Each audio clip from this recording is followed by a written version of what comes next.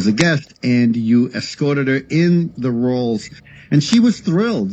I was thrilled when you called me up and said, "Hey, May Pang's coming." Now, I'm very familiar with The Lost Weekend.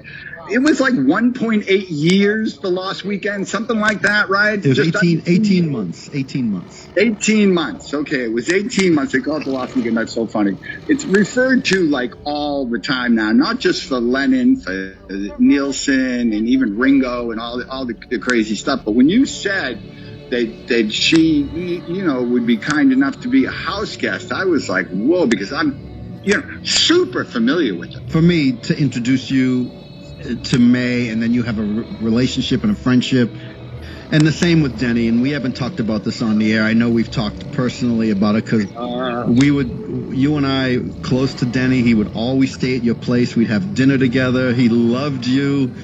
And we lost Denny, and it's still like a void because he became such a dear friend. I'd be able to call him anytime, and he loved you. Well, let me tell you something. I am a super Wings fan. I'm a Beatles fan too, and probably second to the Beatles, I'm a Wings fan. And I was very familiar with the whole thing. I had Band on the Run when it came out, and one of my I still play it all the time now. And again, I met him because of you.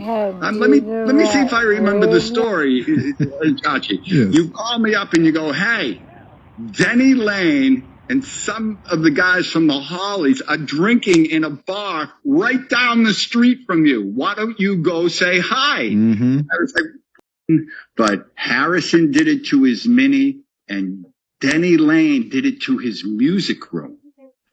That like flair in there. And I've always been fascinated by that vehicle. And if you dig down, what he did with that vehicle, how he put a speaker, he could, talk out the car, and he lived in it during the filming of How I Won the War, modified it, put a bed in it. His car was black, and he painted it that yellowish, and the interior was beige, and he put the interior to black, which I didn't go that crazy on mine. What happened is, because I'm in the automotive industry, I had a 2004 Rolls Phantom come in as trade. And I'll tell you, Chachi, when I looked at that vehicle, in my mind, it was already painted and in my garage. And then at the time, I was doing a vehicle with Dave Kindig from Kindig-It, the TV show. By the way, I'm on season 8, last 4 episodes of that show. You can watch the roles and the other vehicle he did for me.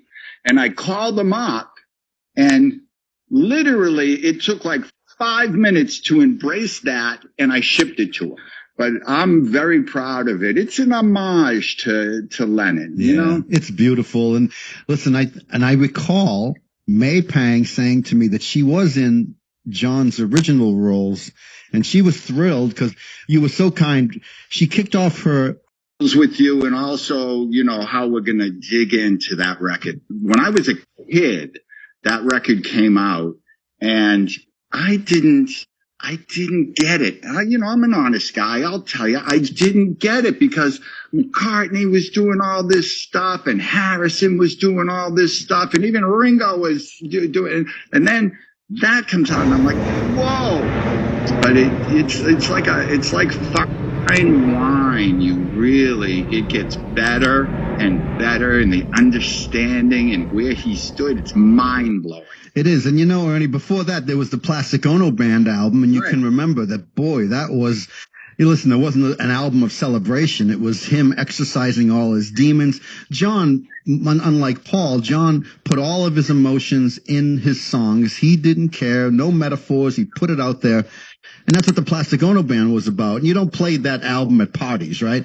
But then Imagine came around, and it's like, wow, it really embedded him as being, a lot of people thought, look at John is so superior in his songwriting, and look at Paul putting out Wildlife. And I liked Wildlife. I did too. And I think it's aged finely over the years, but yeah, it's a great album. And I know you're a big music fan, and you embraced John so much that you invested or commissioned a John Lennon replica Rolls Royce.